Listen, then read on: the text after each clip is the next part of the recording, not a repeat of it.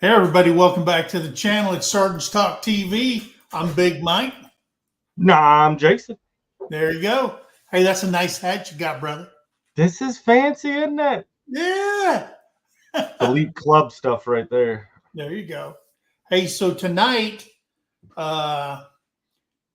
something that is very important, not only to service members, but also for government civilians that go on a permanent change of station. So if you've got kids, or you can relate to this because you have what we call in the military when you PCS. There you go. The producer. I do it all the time, and I caught her. So anyway, you do what's called in the government a permanent change of station.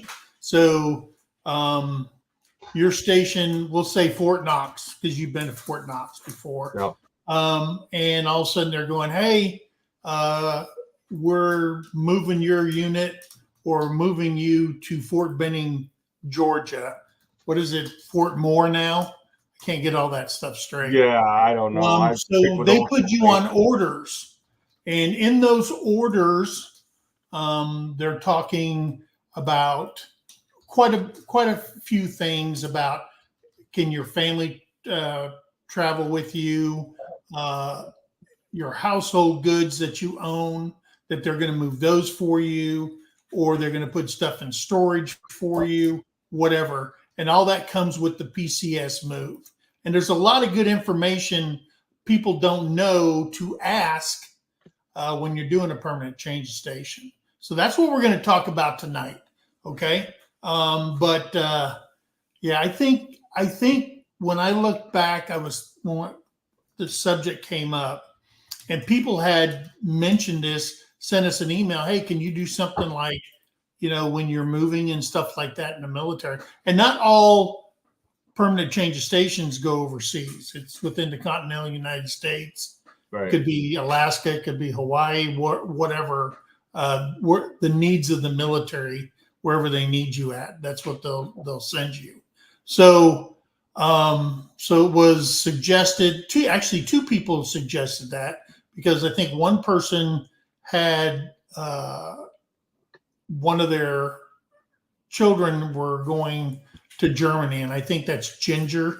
But now it's daughter staying here, but the military member, their daughter-in-law, is actually moving to Germany to do a short tour, rather than a 3-year tour, on an unaccompanied tour there. So if it works for you, it works for you. And then your spouse can always travel over there and have a place to stay and things like that. So that's why it got brought up. And somebody else had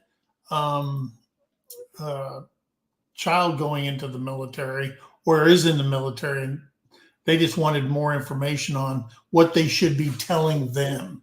So this is going to be a whole lot of information. It is our top 10 things that you should know about when doing a permanent change of station. So before we get to that, let's say hello to people in the chat. And I'll start. Where are you at? Are you on the top or the bottom? I'm at the bottom right now. Okay, I'll go to the top. So we'll start right down there and say hello to Nona Milton. Hey, there's Joe Fix It for you. I That's see David Mouse. Husband. Let's see. There's Tamara at L&L Homestead. Good to see you. Well, hello. I'm seeing Peter over at Old Man King Homestead. All right. And of course, Tracy Michael. James Hall, y'all. I can't ever not say it that way. James Hall. Oh, yeah. James Hall, y'all. I know it's Ryan Hall normally, but Hey, there's Cookie. Lila Newton's in here. Got Daniel Kearney. Nona Milton's here. 23 years of active duty, and he only PCS'd 8 times. Wow. I had 16 change of stations. over 43 years.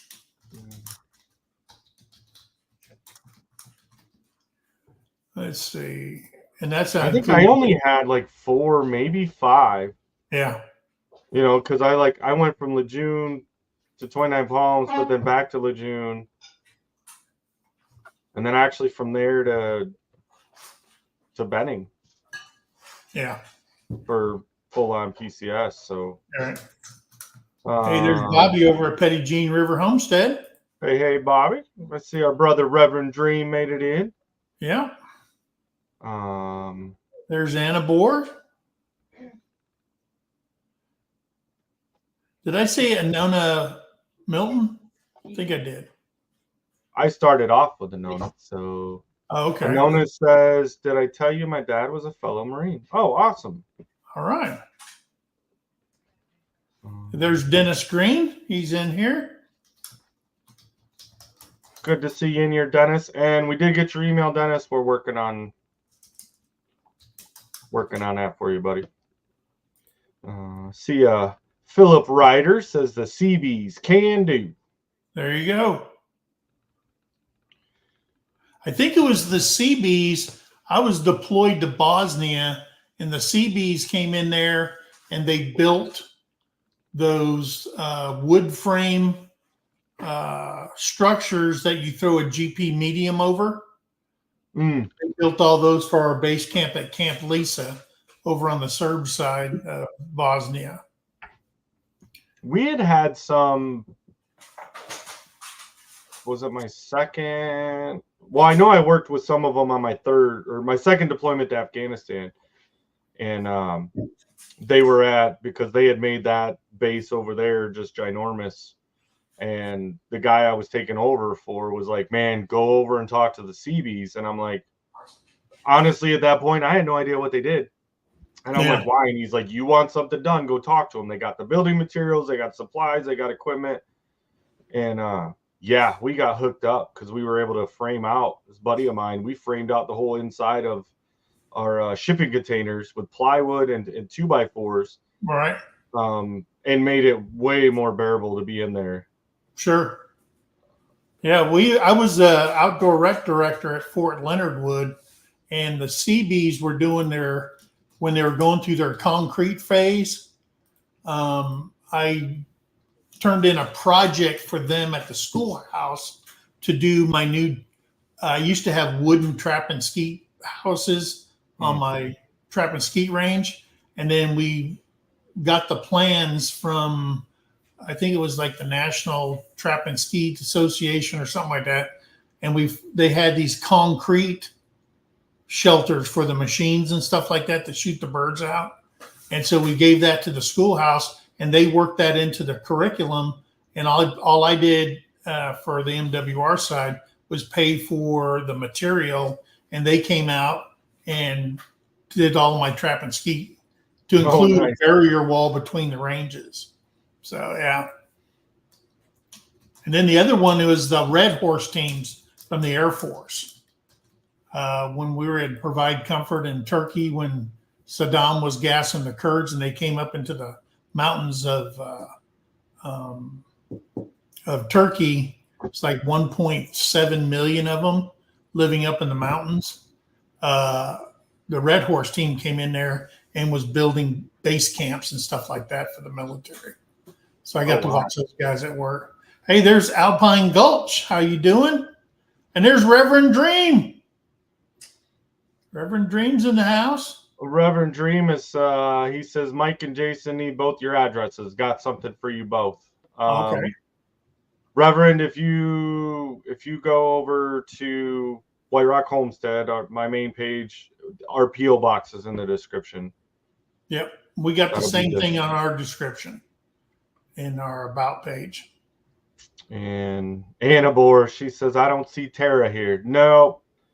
She actually just finished cleaning up the kitchen, but this show's normally Mike and I running our gums. Yeah. There's Tim Mason. Prayers for you, brother. I know you've had a little for sure. Got cuddly Texans in here. Yeah. There's Ricky Smith. Hello from Veterans Landing. Oh, hey, Ricky. So he's not far from being one of my neighbors, actually. Oh, really? I got to go meet. I met Ricky not too long ago. He had been messaging us, and we'd been so busy I couldn't get over there. And went over, and he's Air Force. Correct me if I'm wrong. It was Air Force or Navy. I think Air Force though. Or he was Naval Air. Crud, I'd lie if I told you right now. But no, yeah, I went over there, did a little video of fixing his tractor tire, and he's got him a nice little setup over there and calls it Veterans Landing. All right. Pretty cool. Matter of fact, he's one that I know we've talked about trying to do interviews and put them out as a video. Ricky is one that I want to get with and do a video for our channel here of his experience and what he did. Yeah. There's Webb's Webb. He's in the house. Oh, I see Brother Tim from Ridge Life has made it in. He said, so I spent all morning on the phone with the VA just to make an appointment for the first time. It always is bad. Is it always this bad? I told him. Yes. I mean, and then once you get into the system, they call you one time. And then they send you a letter. 2 days later, you'll get a letter, or 3 days. It'll say, we've been trying and trying to get a hold of you. And every time I call them, I say, hey, you called me one time, and it's this time, this date, on this time, and no other time. Why do you? Well, it's just a standard letter we have to give you. I said, yeah, but it makes you feel like crap. We've been trying and trying to get a hold of you. So. Well, and then they have, I know like they've got the VA app that you can message back and forth once you're in the system. Right. And then like mine is set up also where I get text message reminders. So a lot of the communication will come through a text, and they'll be like, hey, confirm your appointment, do this kind of stuff. But it's a royal pain in the you know what to be able to get into the system. And then once you're in it, it's not bad. But that initial and I know Tim and I talked about it a little bit, like this next year of getting into the system, and that's what I would just predict. I mean, it should only take 6 months at the most, but just plan for a year. Hey, and there's Judy Herman. She's in here. Hello, Judy. There's Pappy Smurf. Is it Poppy? Poppy Smurf? I said Pappy. Ricky Smith, finally, he put it in there. And I know he's normally watching from either his tablet or a phone, so it's hard for him to put any comments in there. He's Naval Air, so. Yeah. Thanks, Ricky, for correcting me. Let's see. Oh, yeah. Yeah, we got to meet Dennis Green at the meetup. Did you say Philip Ryder? I didn't. W. Ryder's in here. Let's see. I see a comment he's got. He says, let me pull this one up. Need help on a VSO. My knees keep getting worse. Have disability on them.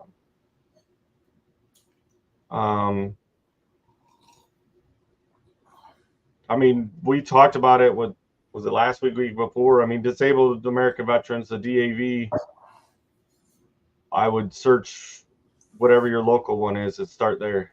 Well, I will tell you that if you're in the VA system, and you only get to go see your doctor on a regular basis every 6 months.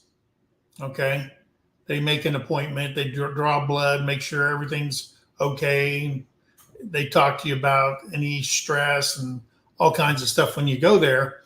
And I started having trouble with my knees, and then it went to my hips, and then it wasn't on my initial evaluation, but it's on there now. I mean, because I was telling her, she goes, "Oh, let me get you a consult." Okay, now been on this consult. Coming this August will be a full year, and July 23rd, I had my first appointment with a doctor. But with that being said, before they do anything, just like the military, they put me on physical therapy for 1 year. And it just got worse and worse and worse. So they Well, will, I think the hard if you part go see when your doctor, they will add that into there and treat you for it. Yeah, So and like it's they're me. if you have a plan of moving, once, and I know we're not quite on our subject for tonight yet, but that is Yeah. something that I've experienced is after I've retired, I moved and had to change clinics. Is that initial, you got to go through occupational therapy, physical therapy, do those, and I had done all that at my previous, medical facility, and had it approved for out of network care. I was going to see a chiropractor. I was doing all these things. I got back down here and it was like starting all over again. And they're like, Yeah. well, you have to go through this. And I actually had to sit down with my one. I went into the therapy session and they're like, well, did you try this? Did you try that? And I said, look, I've tried all this stuff. Like I'm not 1 year retired here. I've been retired since 2015. Like I went through all those procedures up there. The stuff that you're going to make me go through is going to cause me more pain. I'm not doing it. And they're like, well, do you have does that mean you're going to refuse treatment? I said, I'm not refusing treatment.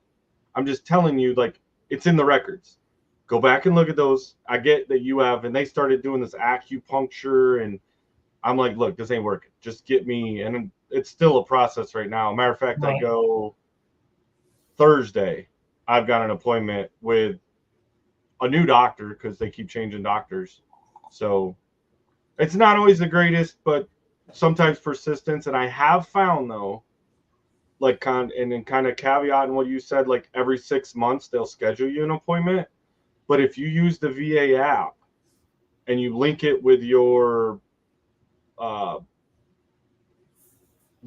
VA hospital ID and stuff, they'll have to verify you. You can actually send messages straight to your nursing staff and they'll relay it to the doctor. So there's been several times that I've been like, I just blow them up with a message. Is that My Healthy Vet? That's part of the My Healthy Vet, but there's actually an app. It's That VA app.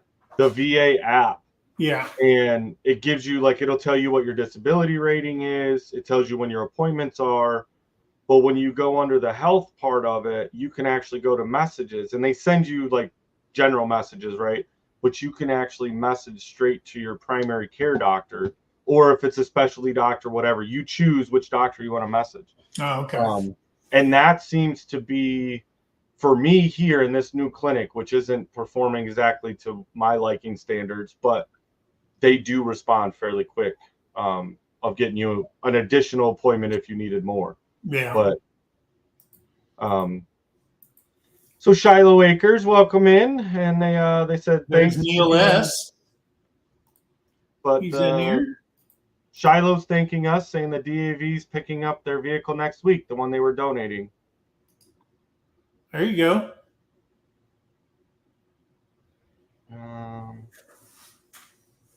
Nona Milton says, "Hey Jason, my favorite Marine buddy."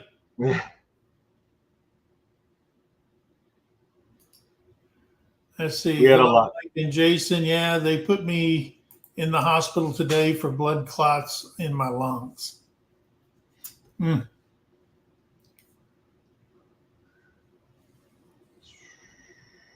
And my uncle retired in Germany and bought a home, a wall-to-wall entertainment system. They took the front of the house off and put it where he wanted it.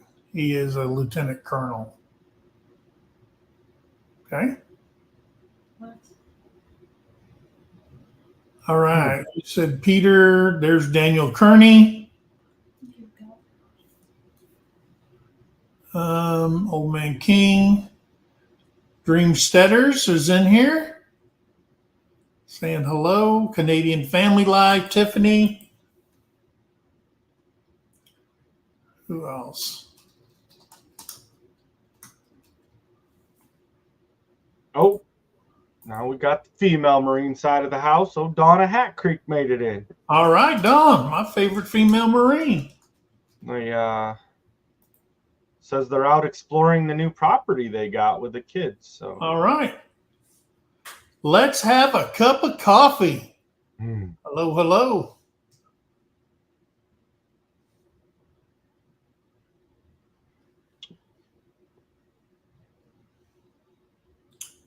And I think we're at the bottom.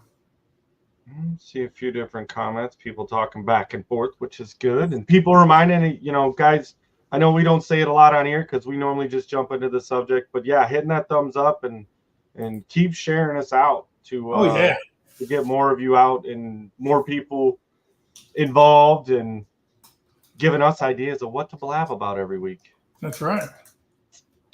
So, hey, let's get into this, okay? So, certainly moving due to a permanent change of station can be both exciting, challenging, and we just want to give you top 10 things that you should keep in mind during a military move, okay? And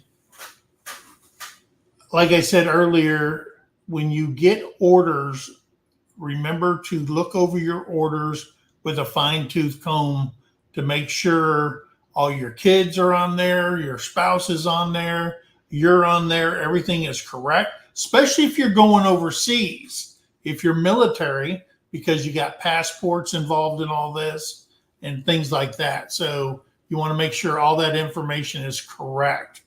Okay? So we'll start this off with number one. And number one would be setting up a meeting with your base transportation office. As soon as you receive your PCS order, schedule a meeting with your base transportation office. They will guide you through the process, provide necessary paperwork, and help you understand your entitlements and allowances. And that's the truth there. And typically that's,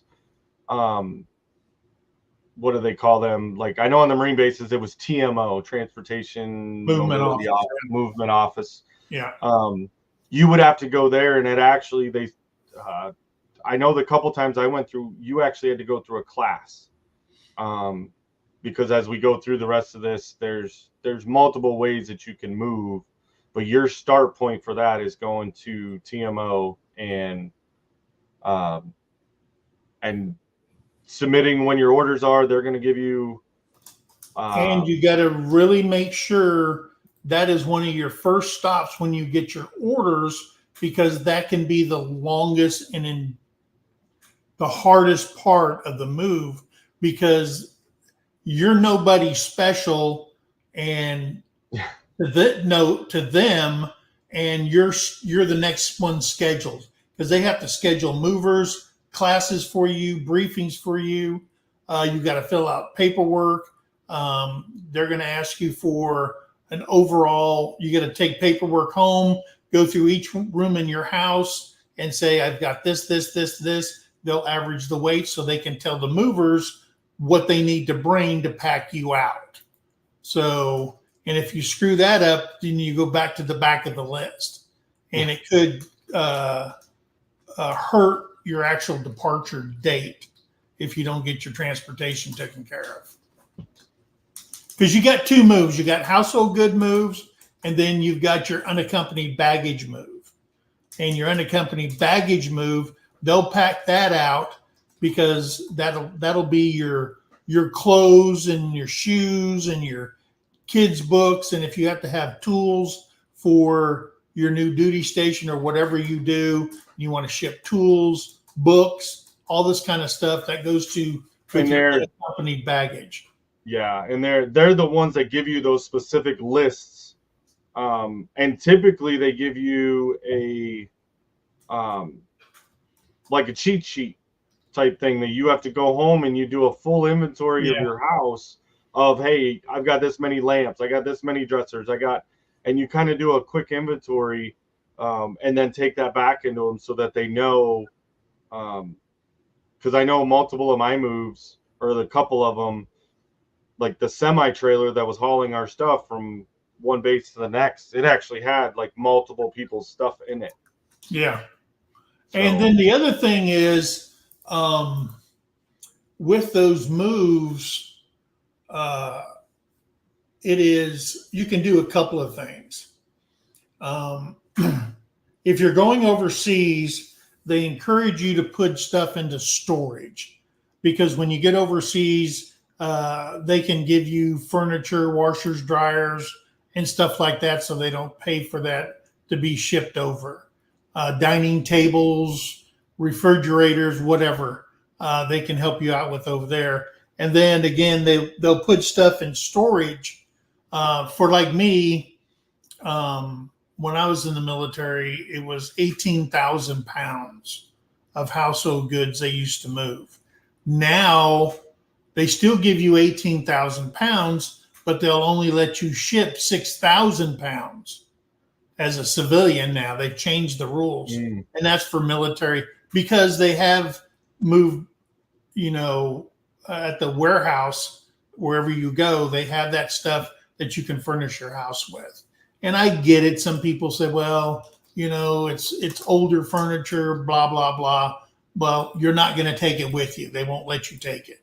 Yeah. And so they put, like for us, we got to bring 6,000 pounds over when we just went to Korea in 2015. And then we put something like 10,000 pounds in storage in Colorado Springs. And it stays there till you come back. And then you go through your transportation movement office, and then they'll have all that delivered to your new address at your duty station once you come back to the United States. So, I mean, if you're going over there unaccompanied, the only thing you're going to get is your whole baggage, your unaccompanied baggage and stuff like that. Right. Because if you're an officer, they got, officer housing, their apartments, or you're living off base if you're overseas. If you're living in the States, they got BEQs, which is bachelor enlisted quarters, and officer quarters also for the single military member. So just remember that you have those options, and then you just can't take everything. So you got to be really selective on what you take with you. It's a good way. We always use the PCS move as a good way to get rid of that stuff that you got tired of walking around it. You got tired of moving it, but because you had no reason to get rid of it, you didn't. And it forces you to downsize. That's the word I'm looking for. It keeps you from being a hoarder. Yeah, you won't be a hoarder. Yeah. Oh, wow. Tim said one operator actually hung up on me. I got disconnected 3 times and no answer to some extensions. Yeah, that's true. So, hey, the next one, moving on from the transportation aspect, is contact the Family Care Center at your new duty location. Some branches call them the Family Care Center. We call them Army Community Service in the Army. And reach out to the Family Center at your new duty station. They can provide information about local resources, schools, housing, community support services, connect with them early to ease your transition, which is absolutely cool, because the family centers, when you get there, they have programs to help your spouse understand the spouse preference for hire, because they have rights over everybody else. It's a congressional mandate that they did for the military for spouses, which is absolutely awesome, because spouses should be, if they're wanting to work, then they should be, and they're on that military move, they get that preference over everybody else, to include veterans. Okay. It's just a congressional thing that they did for families through Congress.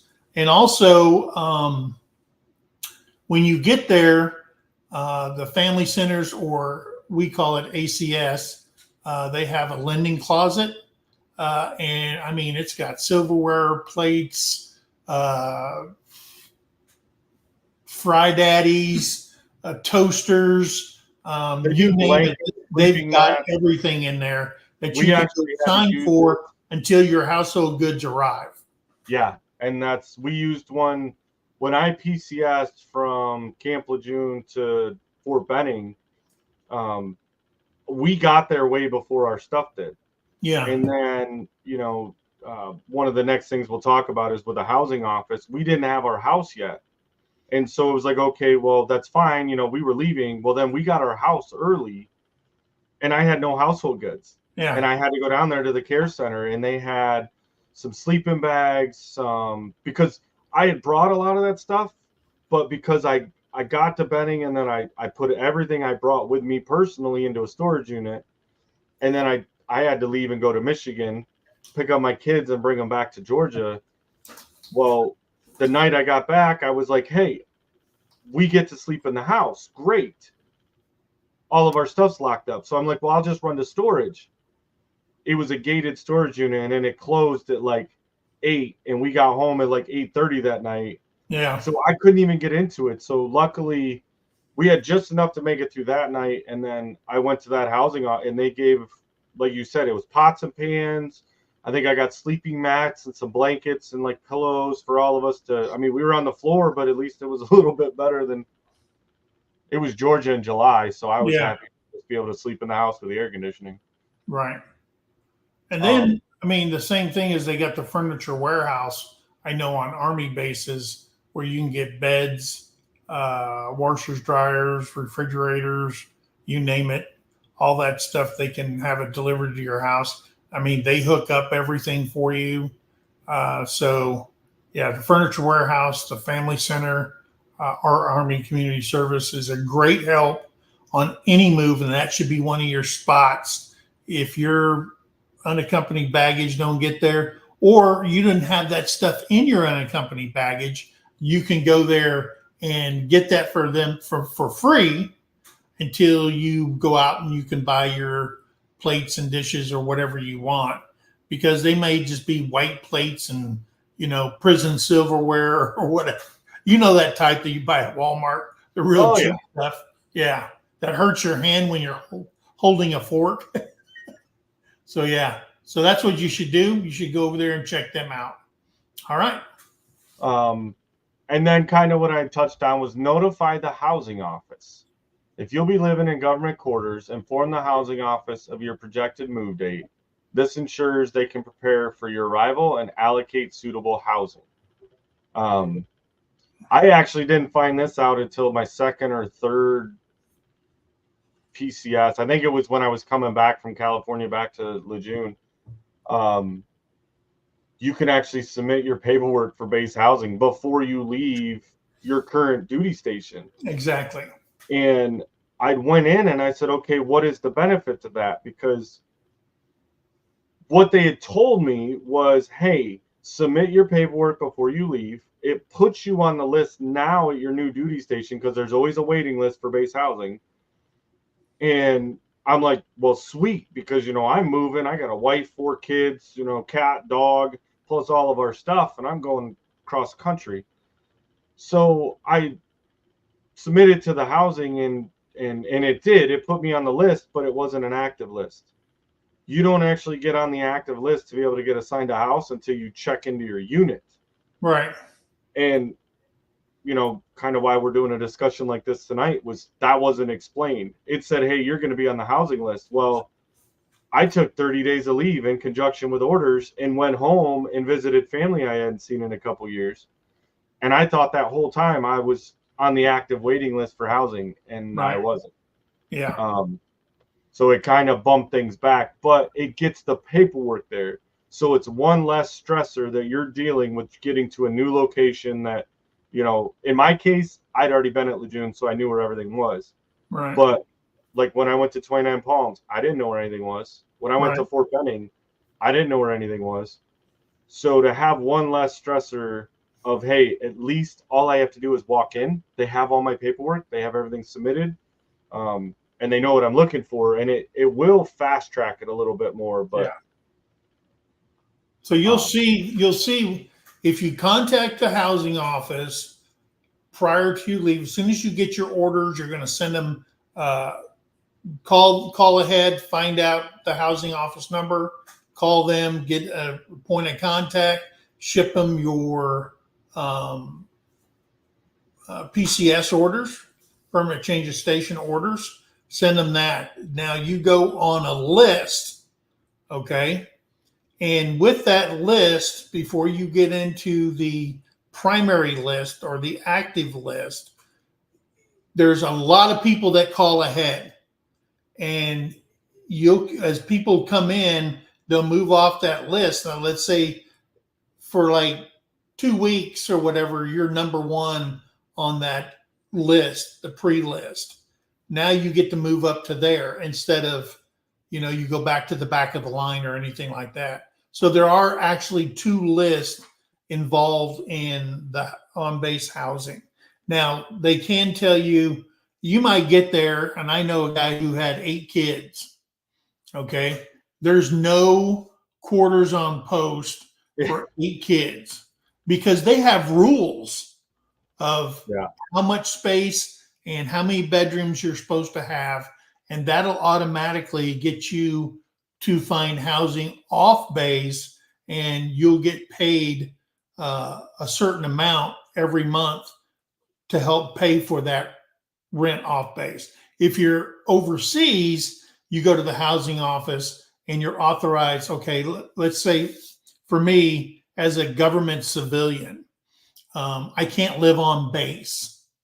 Okay. And this is for people, and I tell people this all the time.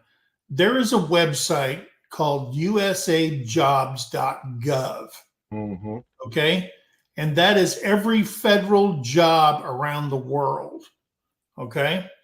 And if I want to apply for another job, I go to that and see what's in my career field, and I can apply for those jobs and stuff like that. But as a civilian, you go overseas, you can't live on base. Okay. Because that's just strictly for military members. In the United States, if they have excess housing, you can apply as a government civilian, or as a veteran, you can apply for housing on post and you pay the full cost to live on there. And sometimes it's cheaper there and sometimes it's not. But anyway, you go overseas. We went to the family housing and they said, oh, you're an NF5 government employee. And so for non-appropriated fund, so you have to live off base. And they go, oh, okay. And then I said, what do I do? So they go, you got to go find a realtor, talk to people in your unit and stuff like that. They'll recommend a realtor. And then you're authorized $34,000 a year for housing. I said, oh. So what they do is you go out and you look at all these places, you find the one you want to live in, and then the landlord will say, well, the annual rent, because overseas you pay an annual rent. They don't go month to month. They do an annual rent. Oh, really? Right up front. And every year you got to go back in there and renew that. And so for some strange reason, no matter what apartment or house you get, all right, it costs exactly what your housing cost or allowance is. It's crazy. But then with your landlord, you can make all these deals. Like our landlord paid for, besides the rent, they paid for our trash, our recycling. They paid for internet, Wi-Fi, electric, gas.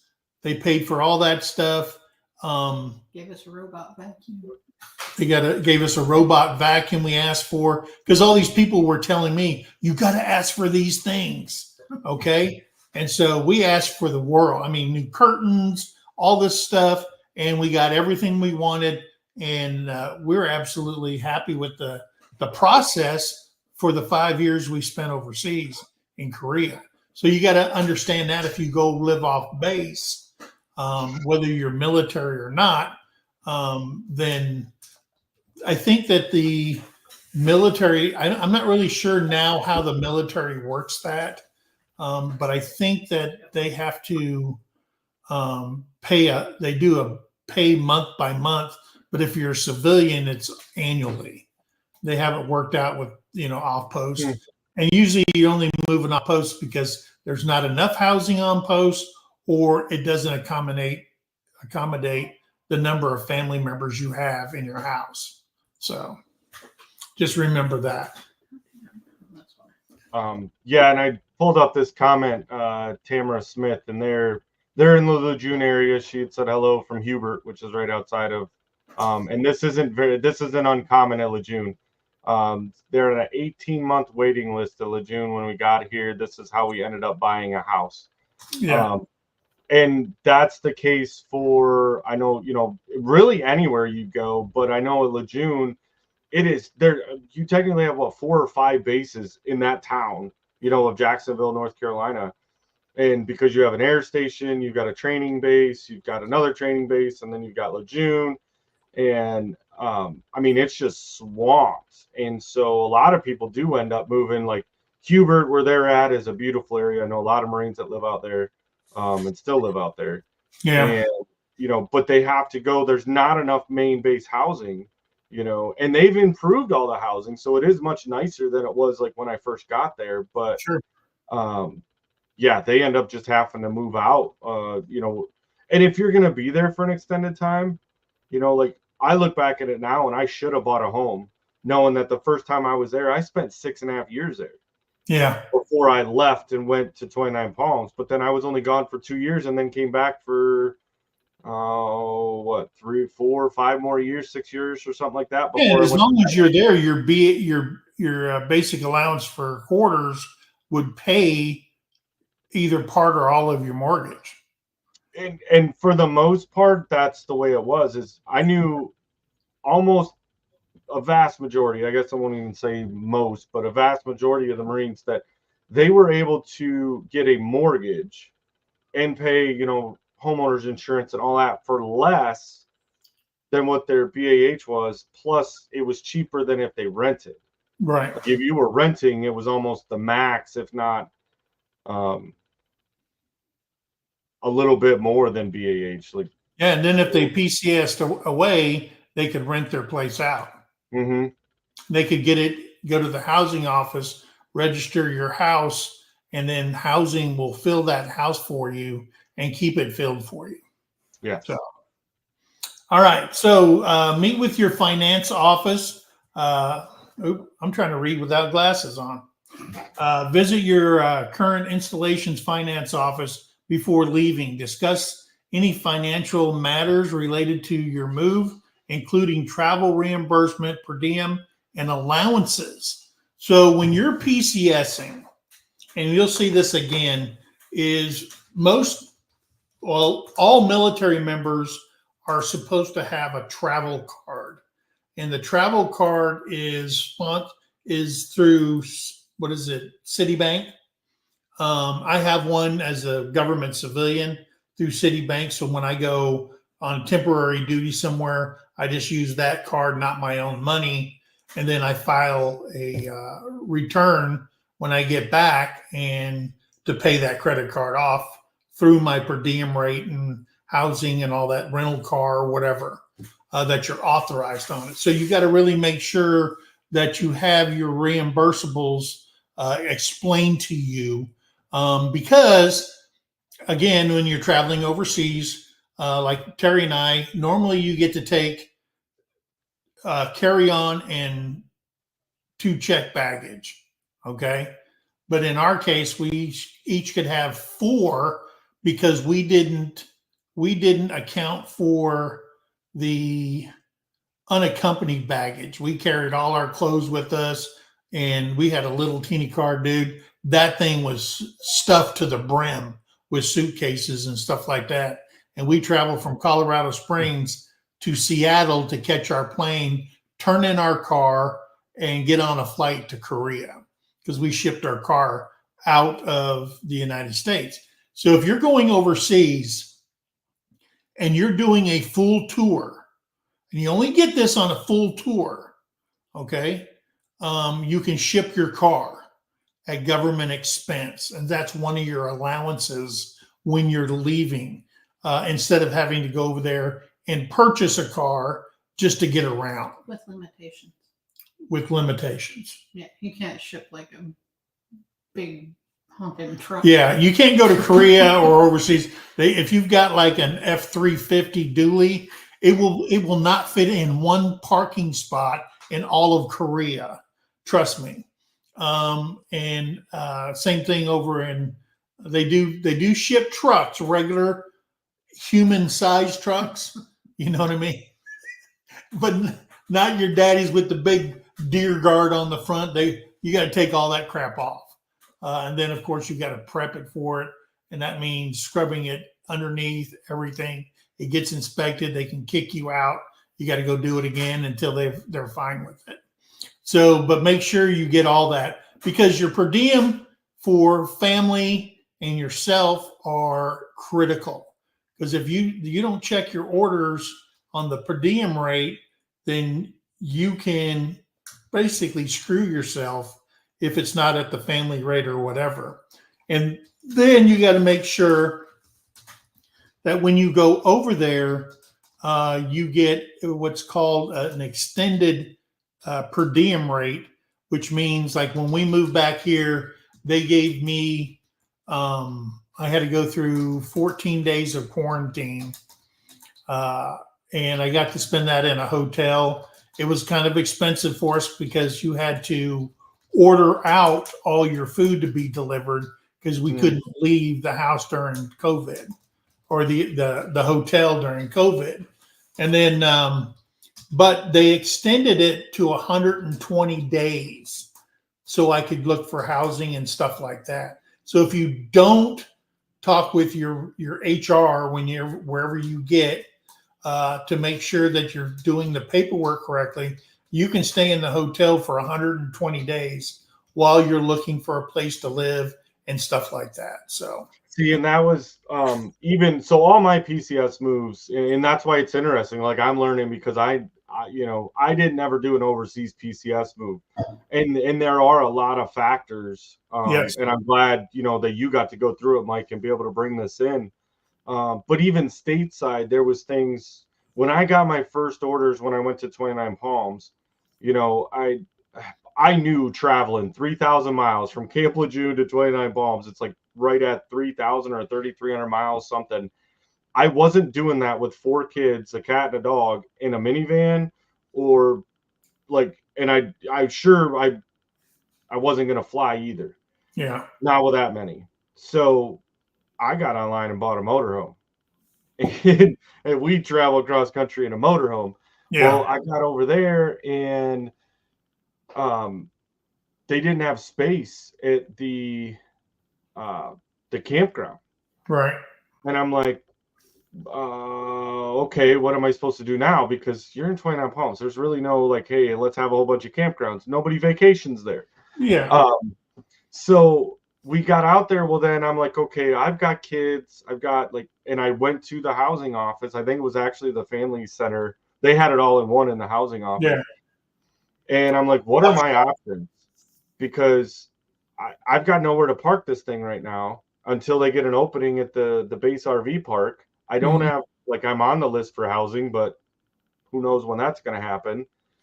And then I found out that we got like 10 days of per diem. And this is before they started issuing like everybody a government travel card. So they had fronted me some of the funds and then said, hey, once you get their check in, you're going to get the rest. Right. But yeah, they did a per diem. It was like $100 a day or something to stay in a hotel. Well, I called the one hotel out in town. It was like a Motel 6 or some Super 8. It was the only one they had out there. They were going to make me get 2 rooms. And I'm like, I don't need 2. It's me. And they're like, but you have, there's 6 of you. And I said, well, you understand 4 of those 6 are all under the age of 4. I'm not getting 2 rooms. You're crazy. And then they had a resort hotel or whatever, but it was like $100 a night to stay in that penthouse suite thing they had or whatever, this room. Yeah. But they're like, no, keep your receipts because you get, I think, what was it at the time? You get 10 days of full reimbursement, no matter what the cost is, for like a dislocation allowance. And I'm like, what are you talking about? So even though, like, we're warning you guys, hey, get with all these people, you might not get all the information at your leaving destination. Sometimes it's going to take questions from somebody that's already there. Right. And what saved me was the fact that I knew guys there. I had friends that were already there, and they're like, no, no, no, no. Go over to this office, go to that guy, do this. And, so I don't remember, I don't think it's on one of these lists here, but that is a high recommendation. If you know somebody, whether it's an overseas or a what we call CONUS, a stateside PCS move, find somebody there. You've got to. Like, we're military, but there's still small communities within your MLS. Yeah. And find out some of these specifics. Now, another thing you can do is you all don't have to travel at the same time. So you're at Camp Lejeune, your kids were up in Michigan. You could have looked into you driving out there and them flying out. Okay. Is one possibility. Another one is a self-Diddy move. Okay. Mm-hmm. And a self-Diddy move is you move yourself and then the government reimburses you for the Diddy move itself. Yeah, we'll get to that. And we'll get to that in a few minutes, but that is an option. But usually they'll say whatever's more advantageous for the government, they'll allow you to do that. But then again, with that, you got to weigh the truck empty, weigh the truck full, no matter how many trips you make across the United States. Well, and I've seen a few people that have they got forced into the Diddy move was the only option because it was such short scheduled orders. Yeah. That TMO could not get them scheduled with a truck to haul their goods. So they didn't have a choice. And I think they were looking at trying to do a delayed shipment even, but because he had to go and he's like, well, I'll leave my wife. And they're like, it ended up being, he's like, nah, I'm just going to do and rented a big U-Haul. And Alpine Gulch says, yeah, the RV idea sounded good at first. It did. It worked out great. I probably only spent 4 days searching for a place to stay. And then they got me into the base campground. And then I lived in that for a month and a half, almost 2 months before we got a house. So it made it nice that even though it was a small RV, we could still cook our own meals. We weren't relying on eating out every time, packing up to move from this hotel room to the next. So yeah, that worked out. So yeah, up next, and we've kind of covered some of this, but it says use the PCS moving checklist. Follow a comprehensive PCS moving checklist to stay organized. It covers tasks such as packing, forwarding mail, updating contact information, and more. And a lot of times it's either TMO or the housing office. I think I got more of my stuff from the housing office that gave you and I'll tell you, the first time I did it, I gaffed that list off, and there was all kinds of things that I had no clue about. Yeah. And then every time that I moved after that, I grabbed that list, I posted it on the fridge, said, nobody move this thing. We need to make sure this, and this is done. And it made PCSing so much better. Yeah. And on that list, it's going to tell you, don't be a dumbass. You don't want to ship all your important paperwork, your wedding. Oh, I thought she was mad because I said dumbass. Like your wedding certificates, your children's birth certificates, passports, anything that's important to you. I don't care how big of a briefcase you got to buy. Do not ship that stuff. And it's on the checklist. And it says in bold letters, do not ship these items. Because if your stuff gets lost or something happens, you can lose it. Don't ship jewelry. And some people have a lot of jewelry. Some people don't, but you don't want to, because people are packing your stuff. It's like me, for one thing. I was coming back from Germany to the United States. I was going to Fort Polk, Louisiana. And I went to the PX in Mainz Castell, and I bought this stereo system.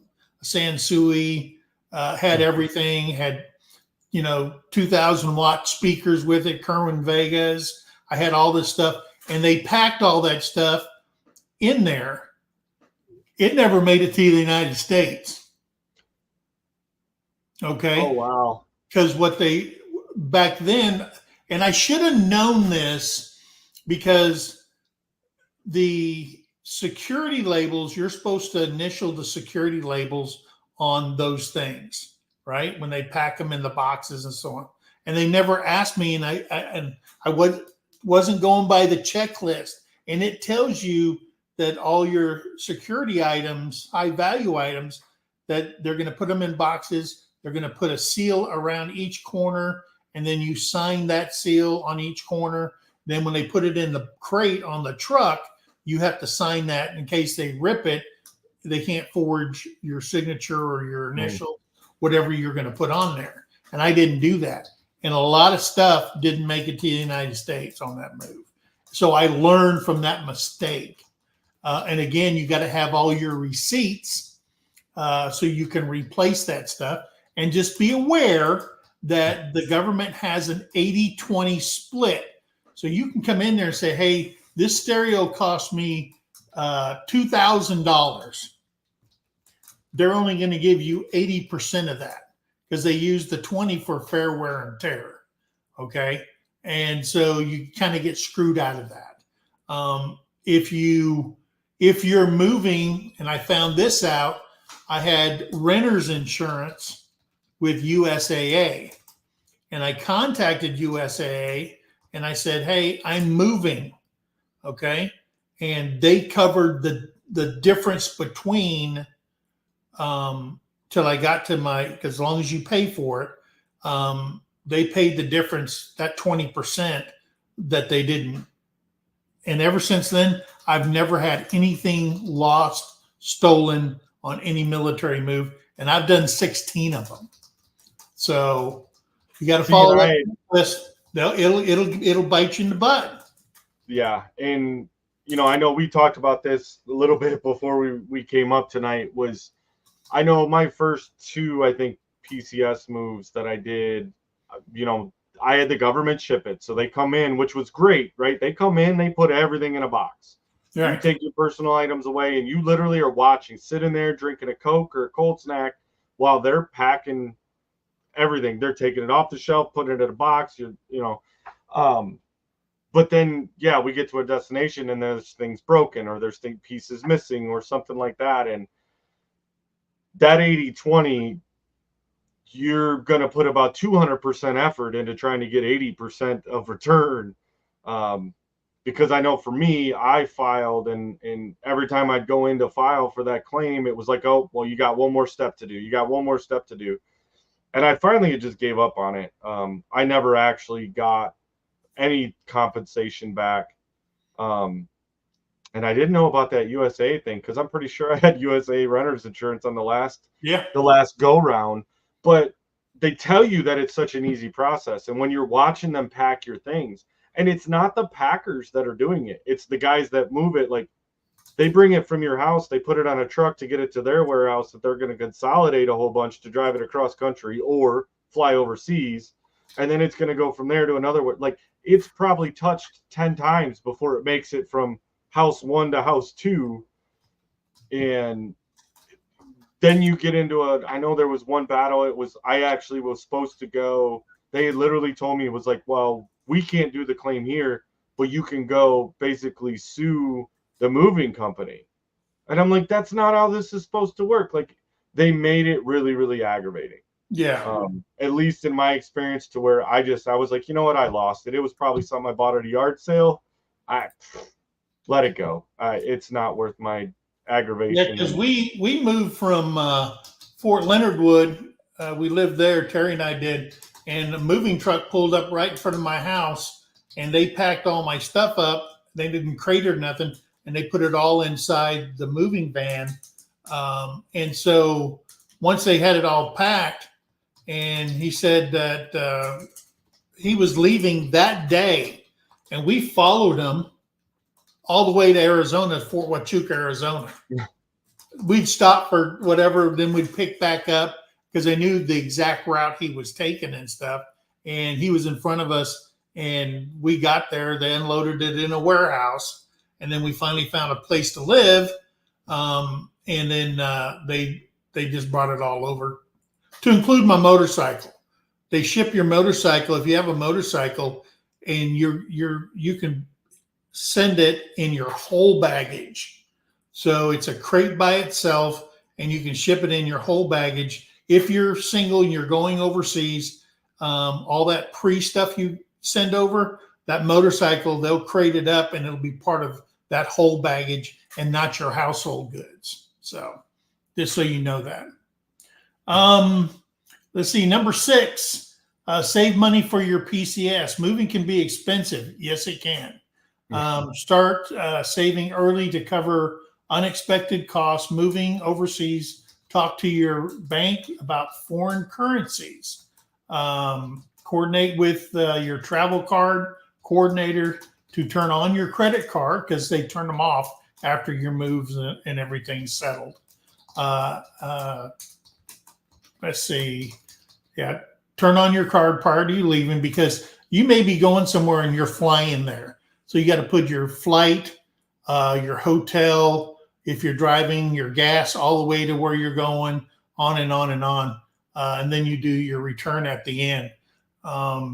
Let's see, coordinate with your travel office, turn on your credit card before moving. Remember, there are costs like food, transportation, lodging, and incidentals during your moves. So you're not paying nothing out of your pocket. There are rules to using a travel card for the government. When you're PCSing, you can use it for, like I said, gas. You can for your plane flights, for your hotels, everything like that. And then when you get back, you do a consolidation of your cost. Now, with that, you only have to report things. You can put it on there as reimbursable.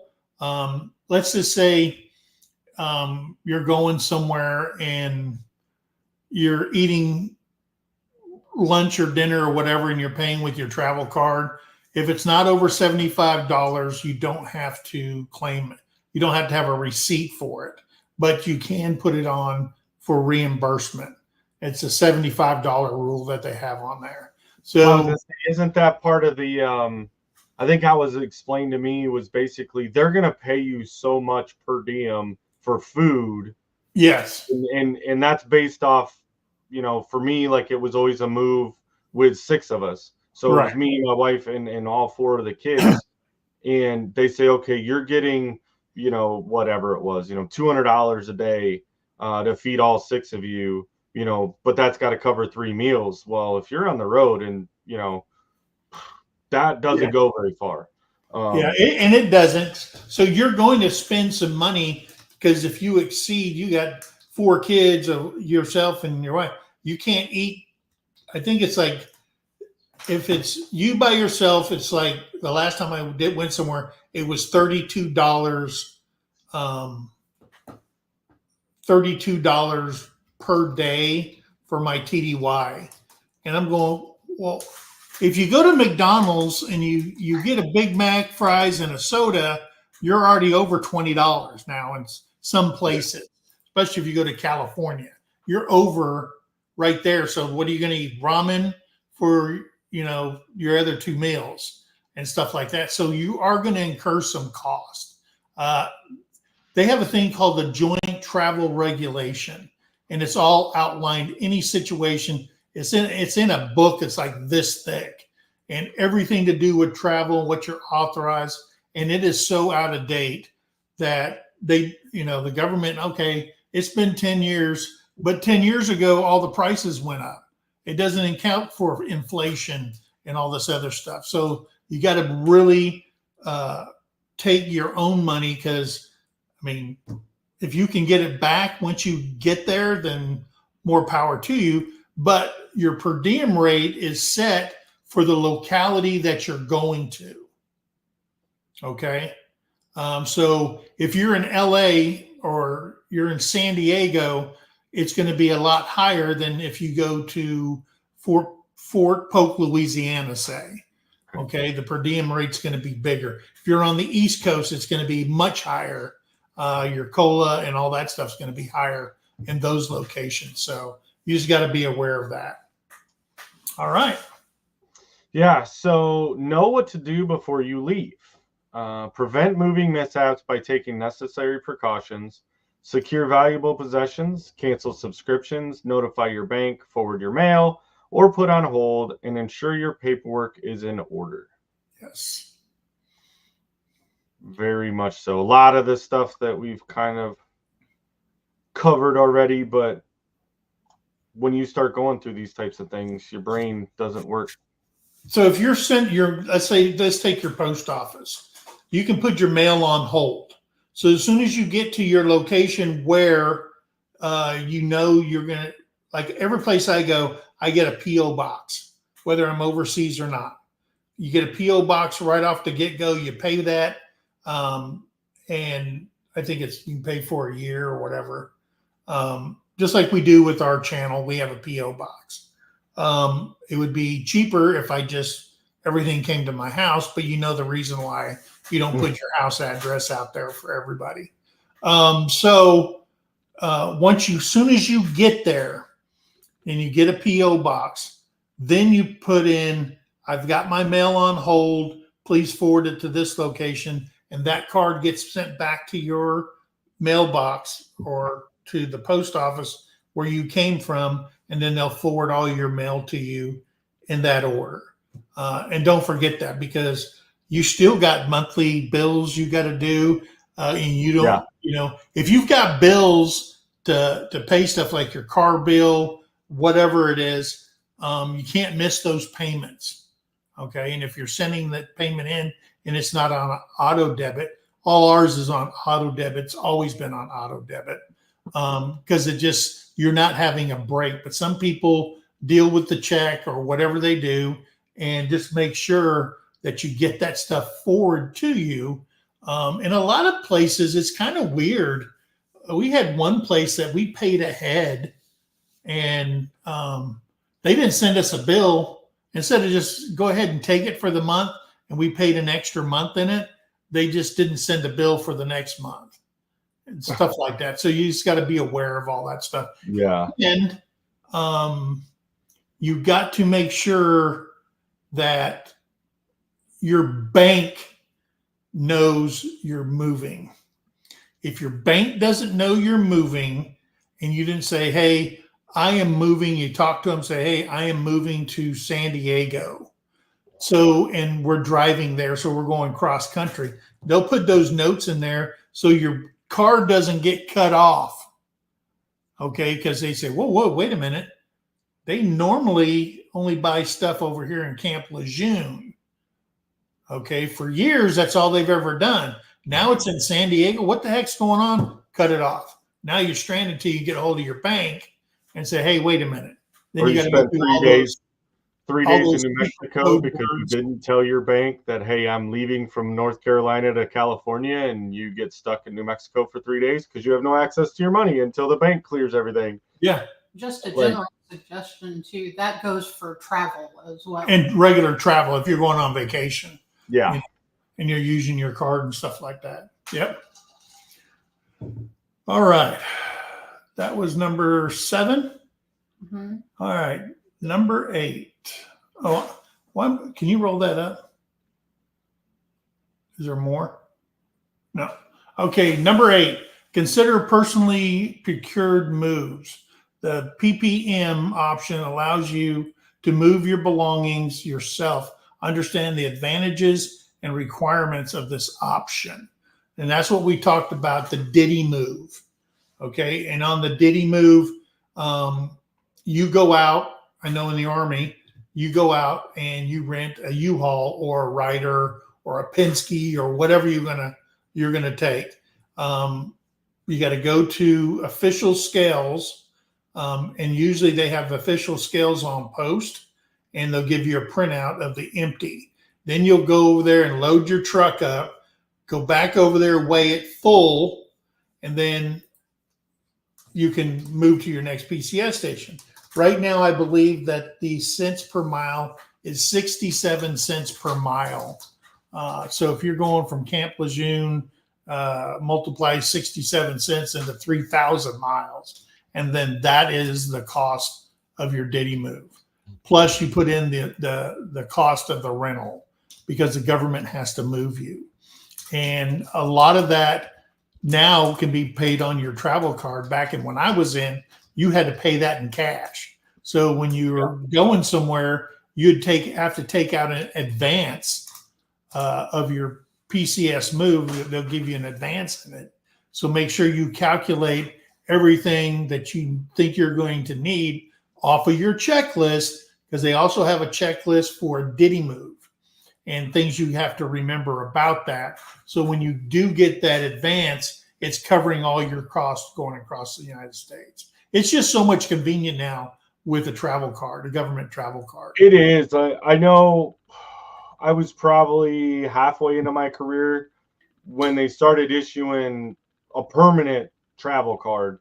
Because up until that point, I think the only ones that got it were like the senior staff NCOs, and the officers got one when they were going on like TAD trips or training or something. So when you were just talking about the advances, I had done that when I knew I was going from Lejeune to California. And I did this, mind you, this would have been 2004. I did it in an RV, but it was a 1972 Winnebago. Yeah. You know, so it wasn't like I just went and bought a brand new. I found it on eBay, had to do a little work to it. So I'm like, I need to have as much money front loaded as possible. And so when I went to the travel office and stuff, they're like, well, do you want it advanced? And of course, luckily my command, my staff had told me, hey, do advance, payment on your move. And then the other thing that I incorporated with it was I actually was able to get 1 month of an advance pay to add to the travel pay. Yes. Just for that emergency cost, because I knew that I was, driving a 1972 Winnebago, 3,300 miles, and it made it greatly. And I actually made money on it, as a side note, when I got to California, because California prices were crazy.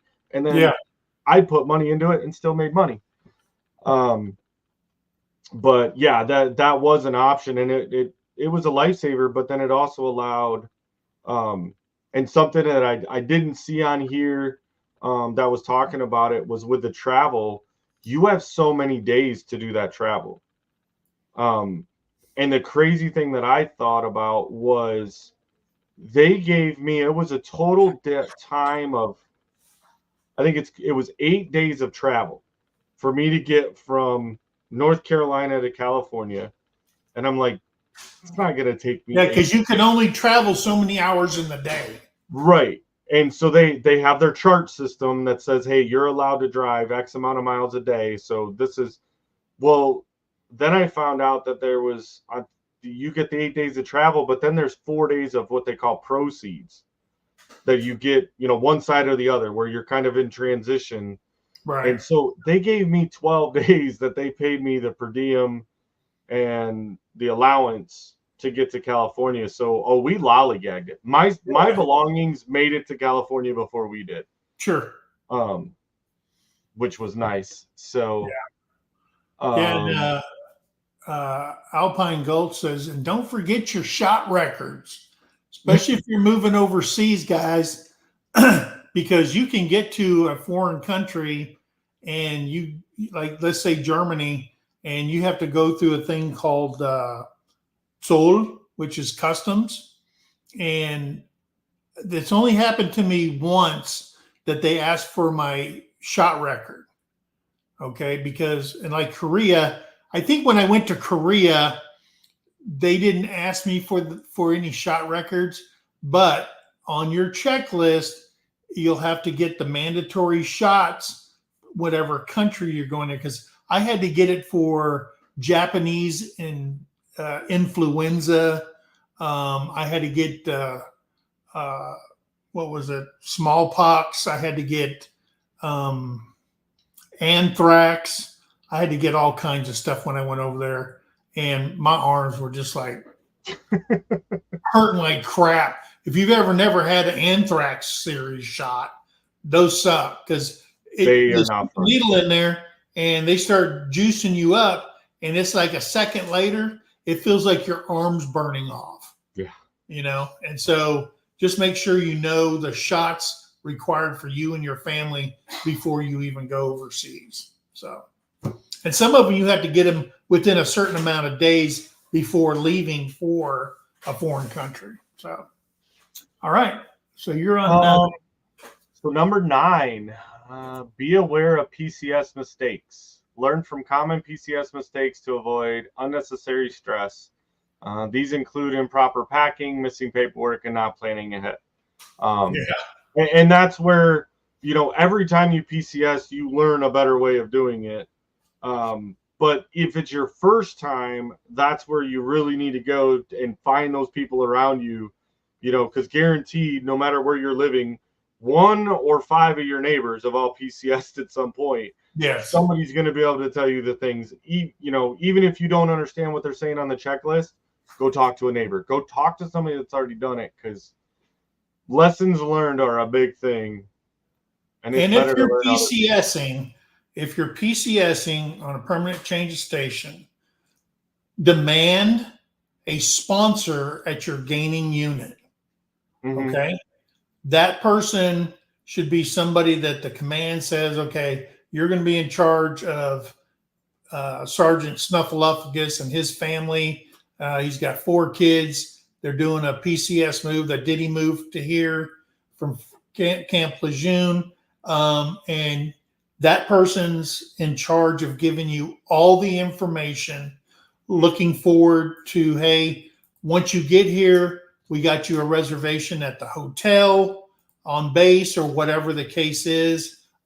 We got a place that you can on base where I can get you on the list to store your RV while you're here, on and on and on. All those things if you're just moving that way or whatever. I think they're mandatory now. Yeah. Even CONUS, because as a matter of fact, I had already actually been talking to the guy when I did my last PCS to Benning,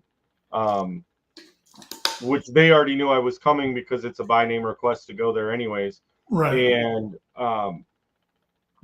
they assigned a sponsor, and then every time somebody else was trying to come in, they would send an email out, hey, this guy's coming in, who knows him? All right, hey, if you know him, Roger up. Hey, guess what, you just became a sponsor. And it does help, because I know one prime example was coming to Fort Benning. Fort Benning didn't have any high schools on the base. Right. They did elementary and middle school. Yeah. And even though you lived on base, they would bus your kids out. Well, there was 4 or 5 different high school choices, and the one that the housing and everybody recommended you to was not the one to go to. Yeah. I mean, they train the kids, but not to be productive members of society.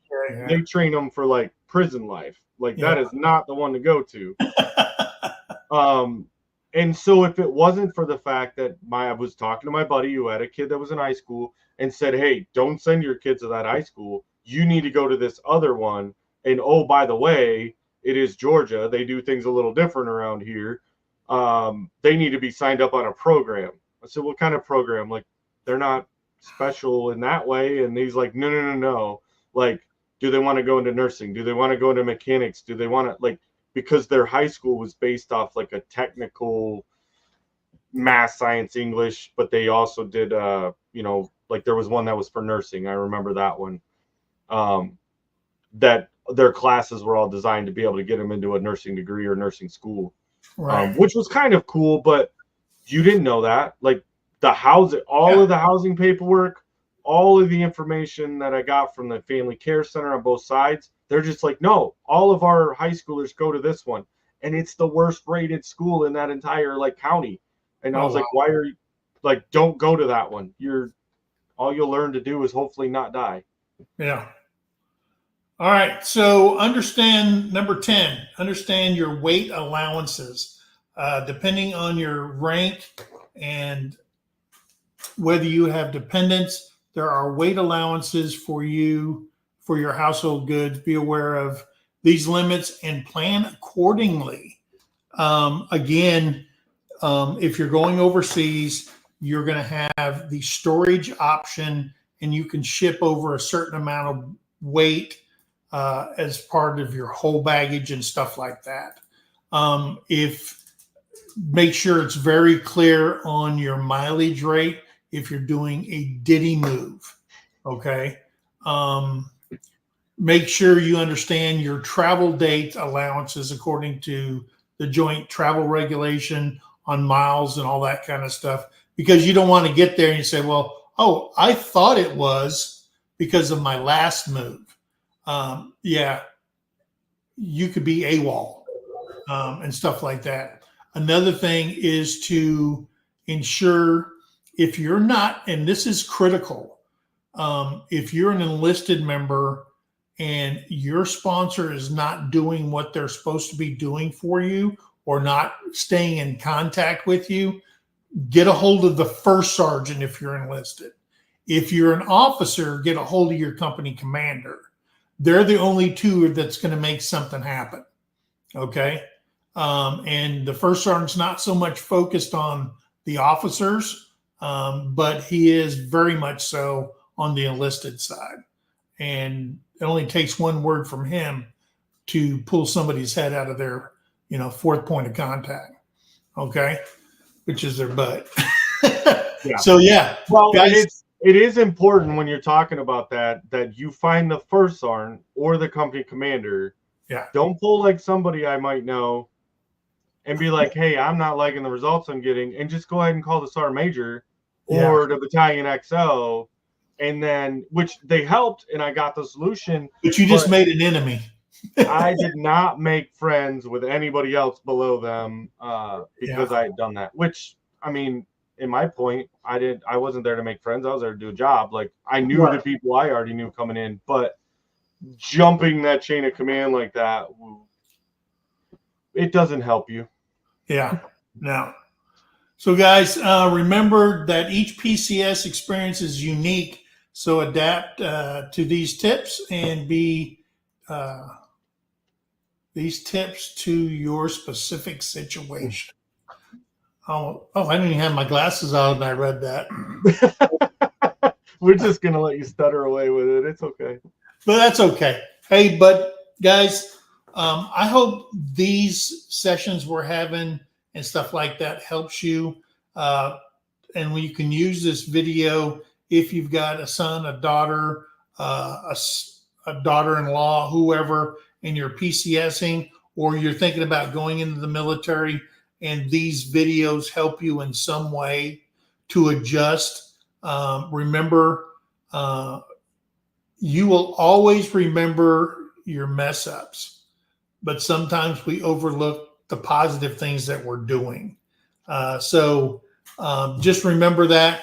Remember that if you're going overseas, it can be totally different than PCSing from state to state.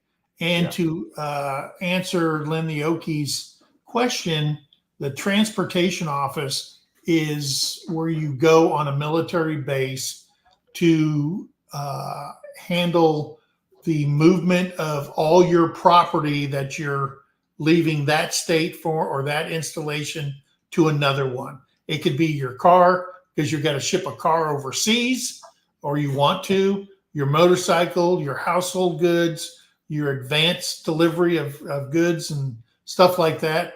And they do everything for you. That's why it should be your first stop once you get your orders, because you can't do nothing without orders in your hand. So, right. Yeah.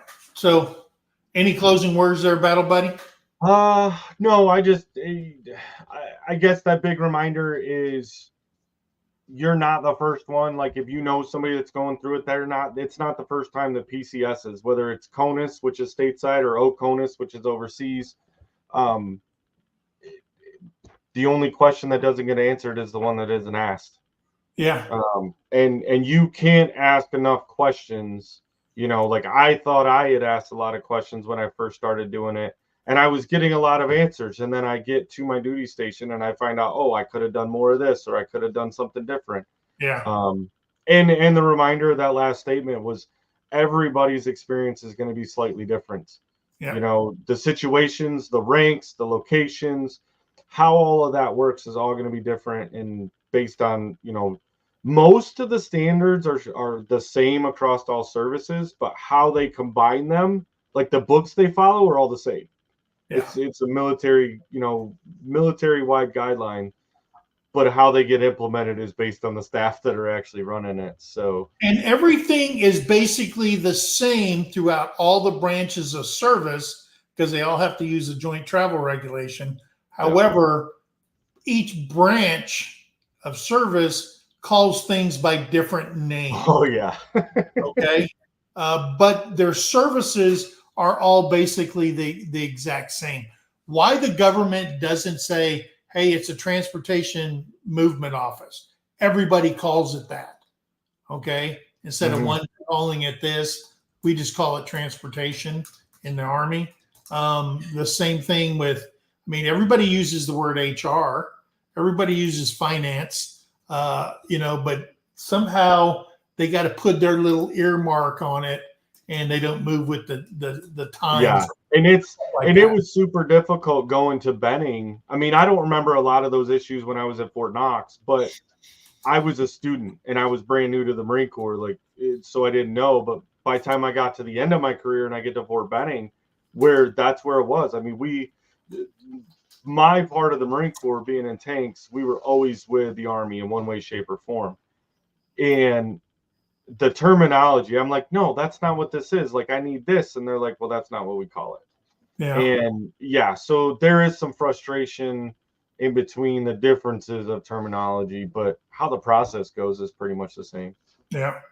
So it's kind of like if you're not Army, and like I was at Fort Leonard Wood, and they've got 3 schoolhouses there, and all the branches of service goes there. Well, if you're not Army, you are not on the priority housing list, period. Oh, really? Yeah, you have to go off post for you either stay at a hotel off post because they will not. They'll give you a letter of non-availability at the on post hotel, or they used to. Now it's first come, first serve because the Army's privatized their lodging. It's done by Candlewood, Holiday Inn Express. I think it's called IHG has the contract for all the Army bases. That sounds about right, because right as I was retiring, and I think it opened right before I left, they were building a huge one on Benning. But I even noticed with their housing, when I went in there, you know, I did what I'd done before. I pre-registered with the housing office. I actually went straight to Georgia, checked in, said, hey, I'm here, but now I'm going back out on leave. And they're like, yep, absolutely. But it got me in that housing number, you know, active housing. Well, then I got there, and because I was a Marine coming on an Army base, any other PCS I did from Marine to Marine base was my housing allowance automatically went to the housing office. Yeah. Well, they had said that they couldn't cross talk the systems. So my Marine Corps pay system couldn't pay the housing. And I'm like, that doesn't make any sense. But when I showed up to get my keys, they're like, oh, well, we need the first month's rent. We need a check. And I'm like, it's right there in that paperwork. It says that I accepted military housing. You're going to get paid. And they're like, no, that's not how. And it can be difficult. And I mean, that was kind of hard because I'm like, wait a minute, I wasn't planning for that kind of money. Right. So, but I made it work. I went in. Well, then I went to my command and I said, have you ever heard? And they said, yeah, they've done this to every one of the Marines that come here, even though it's all DFAS. It's all coming from the same pay place, you know? Right. But and then it turns around and guess what? They got double paid. So I ended up going down to the housing office, and then I had to go to the finance, and it took them almost 6 months to pay me back. I'm like, Right. well, you sure didn't make me wait 6 months to give you a check to get moved in. Yeah. But it was that whole the cross service deal. But I'm like, this isn't part of a cross service. This is money that comes from the same pot to all the branches. Like, they don't care what uniform you're wearing. They're paying you the same. And yeah, just so. Well, it depends on that. We call it the color of the money. Okay. Because if it's the color of the money, that means it has to be MIPPEred over because the money was earmarked specifically for the Marine Corps, and for it to go from the Marine Corps finance over, then it has to go through a MIPPER system so that it can be off the books over here and moved onto the books over here and so on and so forth. So it's just another difficulty that after 200 and something years of existence, they haven't got their crap together. Yeah. So, and that's just the truth. Yeah.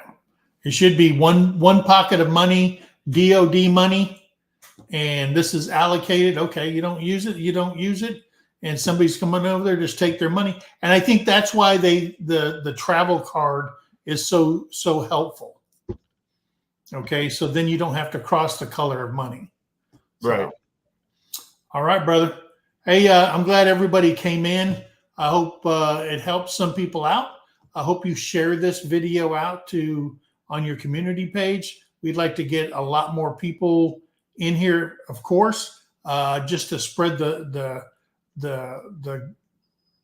word of the military across the board. And guys, I mean, we absolutely love each and every one of you. We're glad you came in here. If you go out, please hit that thumbs up. It helps us out. You know that. And guys, be kind to one another. Help somebody in need, and always think of that. All right, Every guys. day, all day. Yes, every day, all day. All right, guys, we love you, and we'll see you on the next live next week, Tuesday at 8 p.m. Central Standard Time. All right, guys, love you. Have a great evening. Bye now. All right, brother. Hot Mike.